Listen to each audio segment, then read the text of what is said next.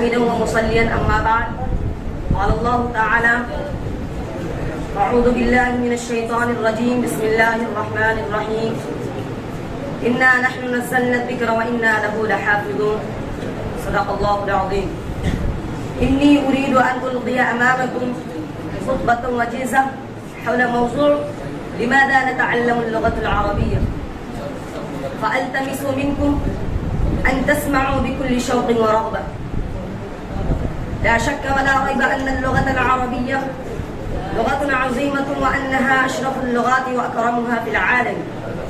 ومن المعلوم لدينا أن اللغة العربية لغة الوحي حيث نزل بها القرآن، وكذلك اللغة العربية هي لغة رسول الله صلى الله عليه وسلم، ولغة الحديث والسنة، ولغة الجزيرة العربية. أيها الإخوة الكرام، إن للغة العربية فوائد كثيرة وفضائل وفيرة، فينبغي للطلبة لا سيما المسلم أن يدرسها ويتكلم بها. من أهميات اللغة العربية أنها لغة العبادات. نحن نستخدمها في عبادتنا كالصلوات والأعدية. نحن نستخدمها في عبادتنا كالصلوات والأدعية والأذكار وغيرها. وهذه اللغة مصدر أساسي ومرجع رئيسي لفهم الدين الإسلامي الحنيف، لأن كتب الأحاديث والكتب الإسلامية كتبت باللغة العربية. تعد اللغة العربية أقدم اللغات الحية على وجه الأرض، وعلى اختلاف بين الباحثين حول عمر هذه اللغة. لا نجد شكا في أن العربية التي نستخدمها اليوم أمضت ما يزيد على 1600 سنة، وقد تكفل الله سبحانه وتعالى بحفظ هذه اللغة حتى يرث الله الأرض ومن عليها. قال تعالى: إنا نحن نزلنا الذكر وإنا له لحافظون.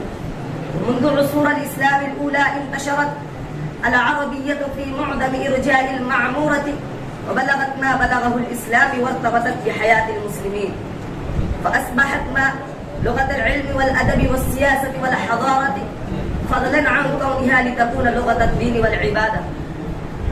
إن أهمية اللغة العربية تنبع من نواحي عدة، أهمها ارتباطها الوثيق بالدين الإسلامي والقرآن الكريم، فقد اصطفى الله هذه اللغة من بين لغات العالم لتكون لغة كتابه العظيم، ولتنزل بها الرسالة الخاتمة.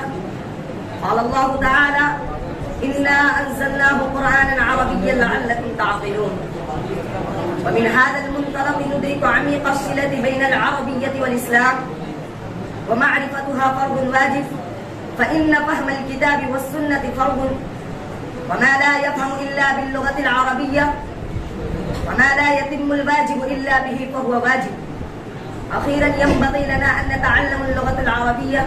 واكتفي بهذا، والسلام عليكم.